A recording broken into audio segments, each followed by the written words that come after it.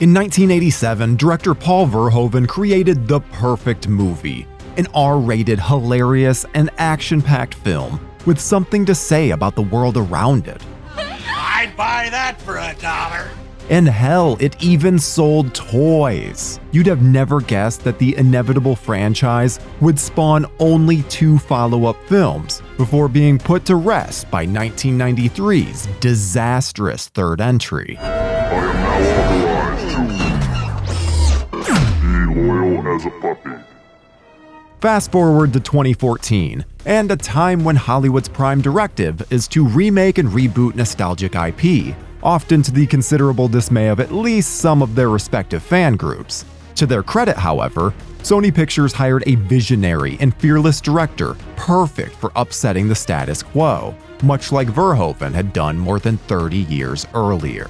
They hired an all-star cast and spared no expense, recreating the world of RoboCop. But studios are gonna studio. They followed up these great choices by failing to learn from any of the lessons that RoboCop 3 provided. They caged that same director's artistic freedom, demanding that he deliver a family-friendly PG-13 film, and completely took away the essence of the character that they'd promised to bring back to life. Thank you for your cooperation. Good night. Though the director would fight through it all and make a somewhat competent film, this resurrection would prove far more Pet Sematary than RoboCop. In that it came back from the dead unnatural, not that it resembles the same plot. Anyway, this is the story of what happened to RoboCop 2014. What did you do to me? What have you done to me?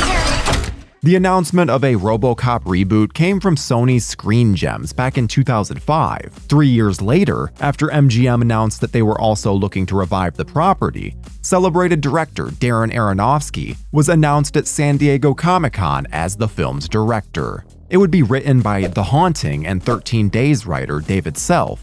Aronofsky was a clear indication that they were on the right track. An artistic director unafraid to be brash. He would no doubt make bold choices with his commentary. Here's where things began to go off the rails. For reasons we'll never fully know, Aronofsky and the entire creative team were no longer involved in the remake by 2011. It likely had something to do with the studio's financial troubles at the time. However, there were also rumors of creative differences, both in Aronofsky's understandable desire for an R-rated cut, as well as his alleged refusal to make RoboCop in 3D after an MGM studio exec was wowed by their Avatar theater experience and requested that RoboCop recreate it. Sounds like something Ari Gold would have to deal with in Entourage, and I totally believe it's true. Really? Really? Meanwhile, director Jose Padilha, after the success of his Brazilian crime epics Elite Squad and Elite Squad: The Enemy Within, was being courted by Sony. According to Jose, the studio pitched him several films, but none appealed to him. He saw a RoboCop poster in the room and asked if they owned it. When they confirmed that they did, he said, "That's the film I want to make," and they obliged.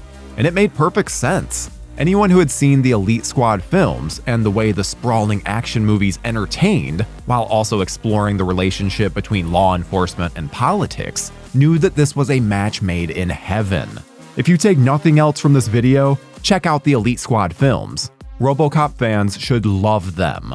With the perfect director on board, the script was to be handled by Joshua Zedamer, who at the time had exactly 0 finished writing credits. To be fair, he had done uncredited rewrites on Quantum of Solace and had written an unused screenplay of Frank Herbert's Dune novel, as well as an unmade 4th Jason Bourne film. Still, it seemed like an odd choice for such a high-profile project. Zedamer would take a far more serious approach to Edward Neumeier and Michael Miner's 1987 script. The action here takes place in 2028, and begins with a story about drone and robot usage overseas, rather than remaining confined to Detroit. Omnicorp desires to bring their technology to America, where a bureaucratic fight is happening over the topic. The script tackles themes of humanity and government, but the satire and comedy are mostly all gone, save for a performance from Samuel L. Jackson in a role originally offered to Sean Penn as an over-the-top, agenda-pushing news anchor. The film also focuses on a more cyberpunk version of RoboCop, rather than our gritty clunk of lovable metal from the 80s. One of the biggest issues is the lack of actual RoboCop action. The story feels like a long and tragic build to an underwhelming ending set piece. Aside from a short montage, we don't get to experience much of RoboCop cleaning up the streets. It instead focuses on the drama of Alex Murphy being separated from his wife and son by a greedy company with loose morals. While that's heartbreaking and it's well written at times, it doesn't exactly understand the assignment, as the kids say. As for casting the new, more emotional RoboCop, you might say the studio had some delusions of grandeur, with names like Tom Cruise, Johnny Depp, and Keanu Reeves being floated for the role. Later, Michael Fassbender and Russell Crowe were also considered, but the studio ultimately chose Joel Kinnaman. Kinnaman had gained recognition for his role in AMC's The Killing, and Jose believed that he had the right mix of toughness and vulnerability. House MD actor Hugh Laurie rejected the role of Omnicorp CEO, and at one point, Clive Owen was being considered. That role ended up in the very capable hands of the great Michael Keaton, who delivers a good performance as always. However, his portrayal has a dead serious earnestness that starkly contrasts with the over-the-top, cocaine-fueled depravity of previous business overlords in the franchise. But hey, it's Michael Keaton. Still worked. Some of the other Omnicorp workers were less entertaining, such as the weirdly casted Jay Baruchel, who plays an Omnicorp exec and randomly drops awkward lines like this one. I mean, we created a hero. What happens when he opens his mouth? Esteemed actor Gary Oldman was cast as the morally conflicted Dr. Norton. Ironically enough, after actual Edward Norton turned the role down. But this rounded out this cast of heavyweight talent, though Oldman wasn't exactly singing the film's praises, admitting that he took the project for money and was at the mercy of what the industry is making. However, he did acknowledge his admiration for the intelligence of the script and Jose's direction. Keaton echoed this sentiment, stating that the main reason he signed on was to work with Jose, as did most of the cast. Abby Cornish was cast as Murphy's distraught wife Clara, in a role that Kate Mara, Jessica Alba, Kerry Russell, and Rebecca Hall had all auditioned for or turned down.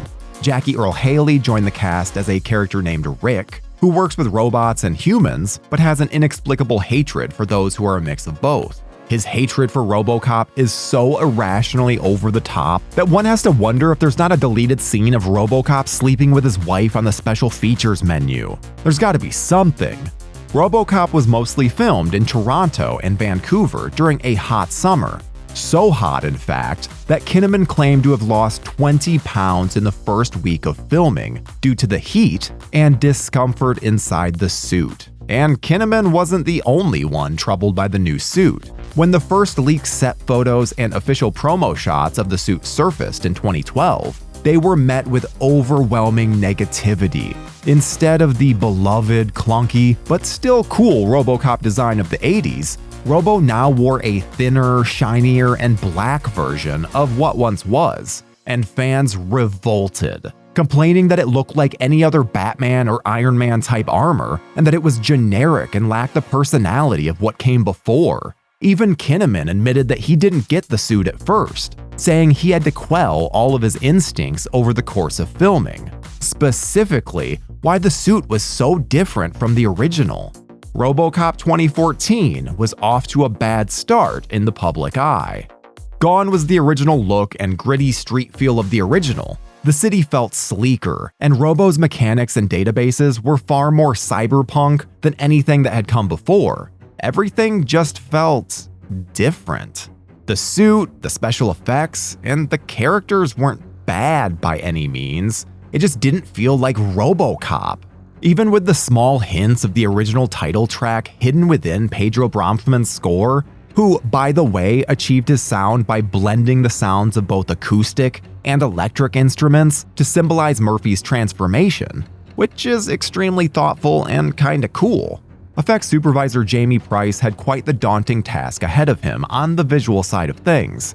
they tackled the responsibility by farming out different effect shots to various companies. From the cool and futuristic set of the Novak element to a guitarist with synthetic hands, different companies handled different effect shots for the film. Price also noted that working with Jose was a unique challenge because the director, a documentary filmmaker at heart, was concerned about visual effects distracting from the film. As a result, much of it was shot handheld to allow more freedom for Jose and the actors, rather than using many Steadicams or cranes.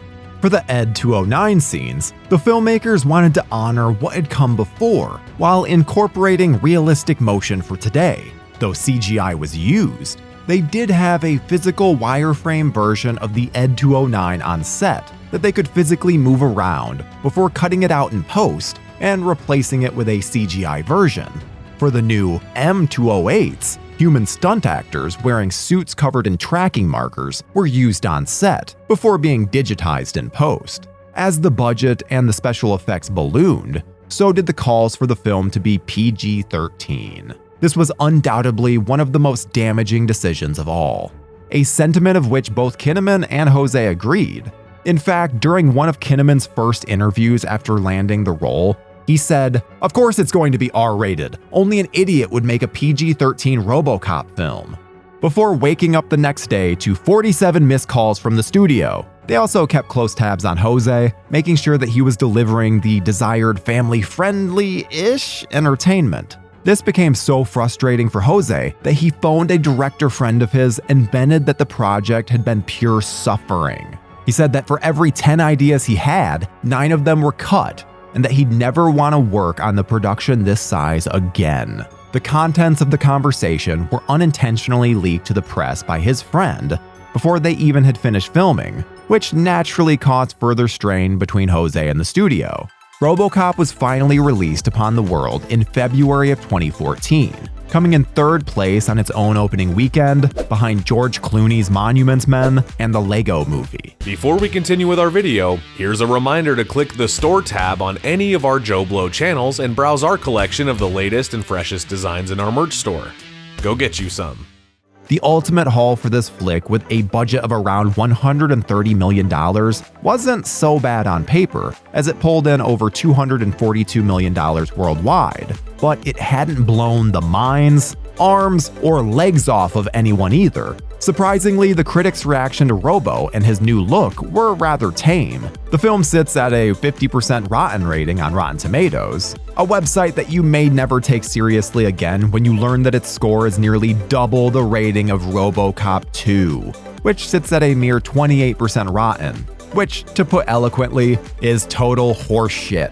Sony saved a little face by saying that they were working on a sequel in 2015, but predictably that never came to fruition. As years have gone by, some folks have opened up a little bit more about their experience on the film. Kinnaman admitted that Verhoeven's satire had been too ingrained in fans' expectations for them to steer so far away from it. He's also right in saying that the film would have been so much better received had it not been named RoboCop. Jose later lamented that he didn't have any creative freedom and echoed his friend's earlier statements that he spent 90% of his time on the film simply fighting the studio. Because of this, he'd have to think long and hard about ever doing a production of this size again. Verhoeven himself gave his critiques of the film, stating that the character had become too tragic in the remake. While in the original, there's a moment or two where Murphy will go home or have a flashback that brings him pain, he's mostly unaware of the weight of his own human tragedy. Here, I agree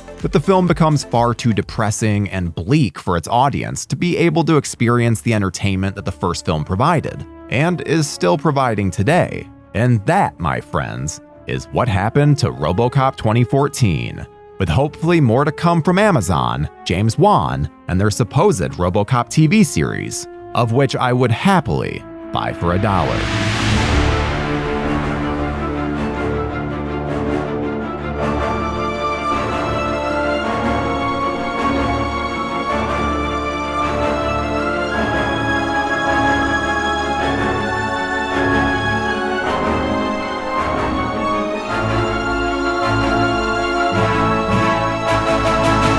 Thank you for clicking on our video, everybody. If you like what you saw here, please make sure you like the video and subscribe and share with your friends who like this sort of content. JoBlo was created by movie fans for movie fans, and we appreciate your support.